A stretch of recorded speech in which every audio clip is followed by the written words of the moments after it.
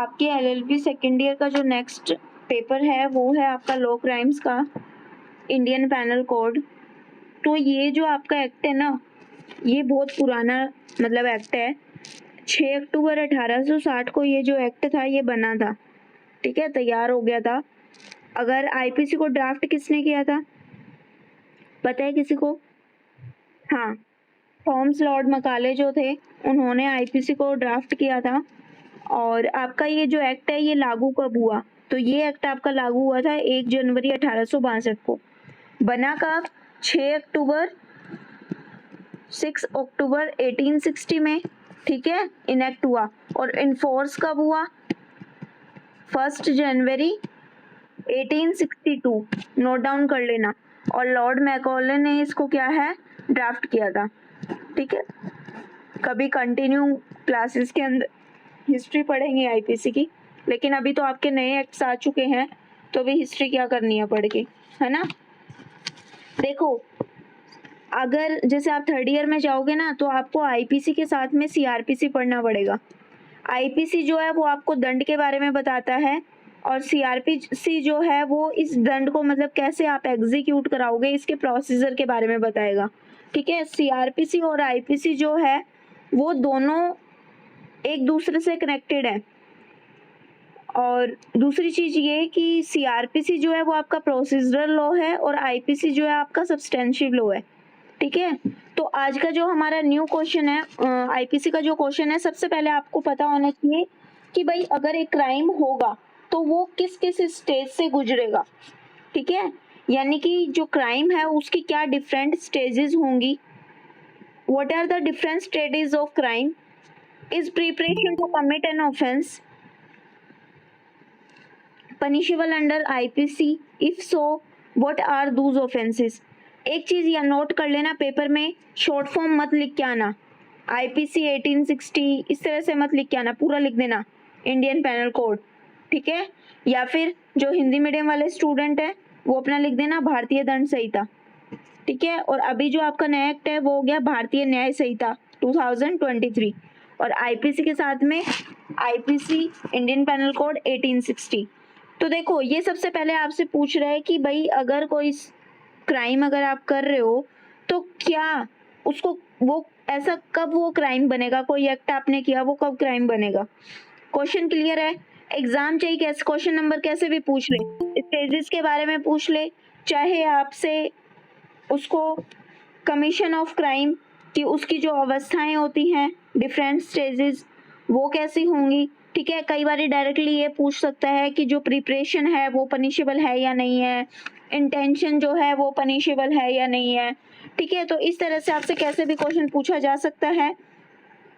Exceptions भी आ सकते हैं साथ में कि what are the different stages of crime, explain with exceptions, ठीक है। एक्सेप्शंस के साथ में भी पूछ सकता है। तो एग्जामिनर कैसे मर्जी पूछे, आपको ये पेपर करके आना है। देखो, क्राइम, तो क्राइम क्या होता है, सबसे पहले आपको क्राइम के बारे में पता होना चाहिए। तो सबसे पहले जब भी हम बात करेंगे तो an act and omission which is punishable by law, चाहे वो लॉ उनकी स्पेशल लॉ हो या लोकल लॉ हो, कि ऐसा कोई एक्ट जो हम कर रहे हैं जो कि लॉ के द्वारा क्या है पनिशेबल है, ऐसा कोई कार्य या फिर कोई law, an act and omission which is punishable by law, जो लॉ के द्वारा क्या है दंडनीय है, मतलब किसी लॉ ने उसको क्या है पनिशेबल बनाया हुआ है, तो वो आपका क्राइम होगा। सिर्फ ओनली एक्ट अगर आपने कर दिया, एक्ट करने से कोई भी एक्ट जो है वो पनिशेबल नहीं हो सकता। उसको पनिशेबल बनाने के लिए उसको डिफरेंट स्टेजेस से जो है गुजरना पड़ेगा।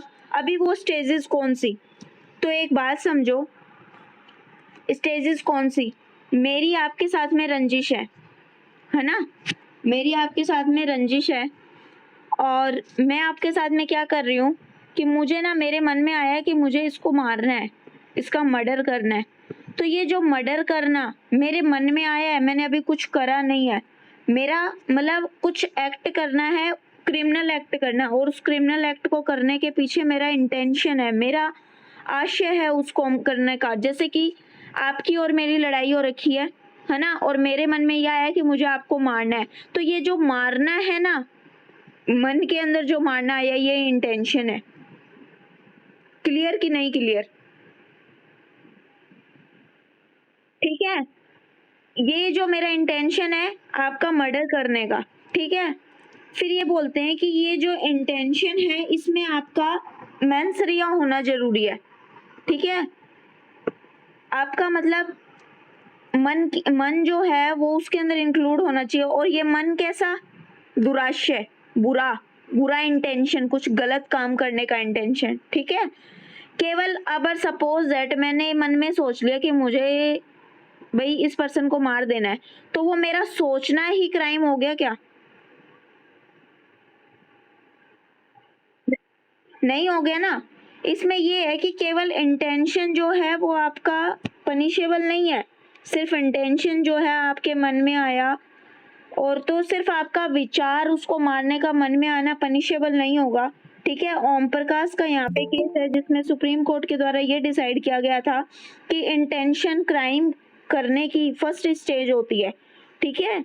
इसके अंदर इंटेंशन की अभिव्यक्ति किसी न किसी एक्ट को करने की होनी आवश्यक होती है, तभी अपराध का गठन होता है। मतलब आपका इंटेंशन कैसा है यहाँ पे, क्रिमिनल इंटेंशन, ठीक है। लेकिन इसका एक एक्सेप्शन भी है, अब नोट करते हुए जाना। एक्सेप्शन, एक्सेप्शन के अंदर आपने क्रिमिनल कॉन्स्पिरेंसी पढ़ा होगा, आपका चैप्टर 5A का है, सेक्शन 120A और 120B। ए में डेफिनेशन है और 120B के अंदर उसकी पनिशमेंट है, ठीक है। तो ये जो आपका आईपीसी है इसमें सेक्शन जो आपका चैप्टर 5A है वो आपका रिलेट करता है क्रिमिनल कॉन्स्पिरेंसी से, ठीक है, 120A और 120B। तो इसमें क्या बोला है कि इसमें केवल कोई अपराध कारित करने की योजना बनाई जाती है। अभी मान लो 2 या 2 से अधिक लोग हैं, वो सोच ही रहे हैं ना, षड्यंत्र रच रहे हैं कि नहीं रच रहे हैं। तो अभी जो षड्यंत्र है वो मतलब क्रिमिनल एक्ट को करने के लिए ही है, ठीक है, क्योंकि इसमें किसी इलीगल काम को करने के लिए बात कह रही है। तो जब कोई इलीगल काम को करने के लिए या किसी लीगल काम को इलीगल इंस्ट्रूमेंट्स के साथ में करने के लिए अगर 2 या 2 से अधिक लोग क्या है सहमत हो जाते हैं, तो ऐसा जो इंटेंशन है वो पनिशेबल होगा, ऐसा जो इंटेंशन है वो पनिशेबल होगा, ठीक है। और ये जो अब बात करते हैं बीएनएस के बारे में। तो ये जो बीएनएस है ना आपका भारतीय न्याय संहिता, इसमें आपके सेक्शन 120A को डिफाइन किया हुआ है सेक्शन 61 में, सेक्शन 61 में नोट कर लेना। 120A आईपीसी में और 61 जो है वो बीएनएस में, और जो ये 120B जो है पनिशमेंट का, इसको डिफाइन किया हुआ है सेक्शन 61 के सब सेक्शन 2 के अंदर, ठीक है। डेफिनेशंस मत पढ़ो लेकिन सेक्शंस लिख लो साथ में, इस क्वेश्चन के साथ में। बुक है तो बुक के पास में लिख लो, 120A जो है वो 61 है, 120B जो है वो 61 का सबसेक्शन 2 हो गया। क्लियर, इंटेंशन समझ आया। अब नेक्स्ट आती है प्रिपरेशन करना।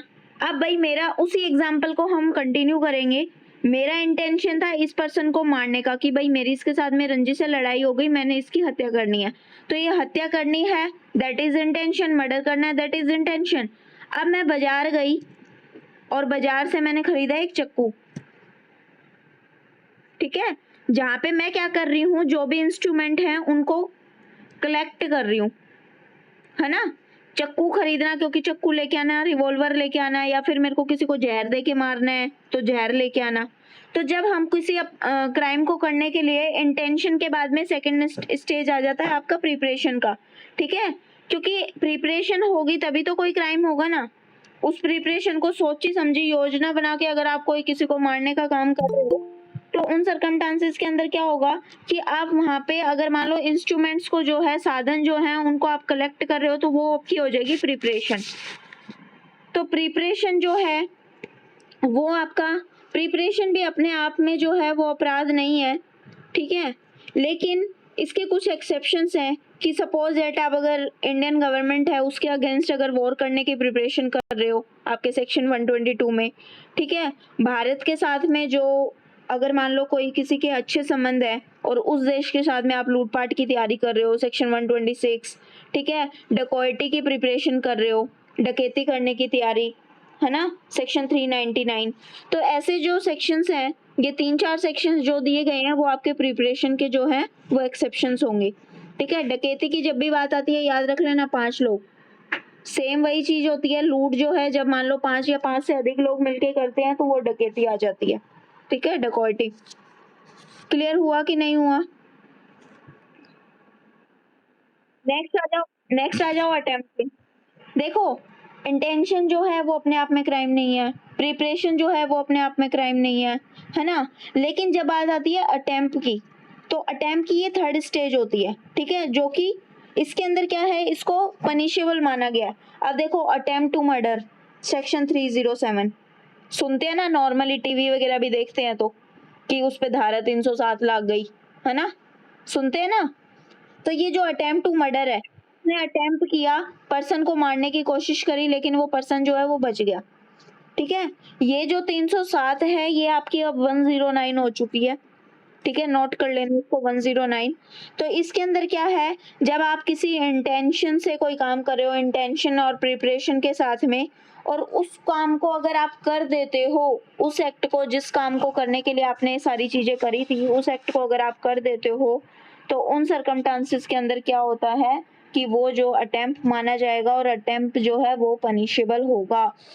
सुप्रीम कोर्ट के द्वारा Aman Kumar versus state of Haryana का केस था, जिसमें यह डिसाइड किया हुआ कि अटेम्प्ट से ऐसा कार्य है जिसे यदि नहीं रोका जाए तो वो कार्य को पूर्ण तक पहुंचा देगा। मतलब complete attempt means an act which is not prevented would have resulted in full consummation of act attempted. यानी कि अगर आपने कोई ऐसा एक्ट करना है, अब जैसे आप लेके आई, आपका इंटेंशन था मुझे मारने का, आप बाजार गए, वहां से चाकू ले आए, ठीक है, और वो चाकू आपने मार दिया, तो वो काम रुक नहीं सकता ना। अटेम्प्ट तो आपने कर दिया, अभी मारने के बाद में मैं बचूं या ना बचूं, ये तो लग के ऊपर है। क्लियर कि नहीं क्लियर? देखो, अब मान लो एक एग्जांपल की मदद से समझो। मैंने ना चोरी करने के इंटेंशन से बी की जेब में हाथ डाला, ठीक है, और वहां मुझे कुछ नहीं मिला, ठीक है, तो अभी बताओ कि मैंने अटेम्प्ट टू थेफ्ट हुआ कि नहीं हुआ? अटेम्प्ट टू थेफ्ट हुआ ना, क्योंकि अगर मान लो मेरी जेब में कुछ मिल जाता तो तू लेके तो चला ही जाता, इंटेंशन तो था, है ना। उसके बाद में दूसरा देखो कि जेब में कुछ नहीं मिला, ठीक है, चोरी करने के इंटेंशन से इन्हें बी की संदूक का ताला तोड़ा, और ताला तोड़ने के बाद में भी उसको संदूक में कुछ नहीं मिला, तो अटेम्प्ट हुआ कि नहीं हुआ? ठीक है, हाँ। और उसके बाद में नेक्स्ट आपका आ जाता है कि ये जो अटेम्प्ट है ना, अटेम्प्ट टू थेफ्ट जो है वो आईपीसी में कहीं पे भी स्पेसिफिक, मतलब कि आपको मेंशन नहीं मिलेगा। ठीक है, आपको चोरी मिल जाएगी, चोरी के लिए पनिशमेंट मिल जाएगा, घर में चोरी हो गई ऐसे। भावेश जी अपना प्लीज माइक ऑफ कर लीजिए। ठीक है, आपको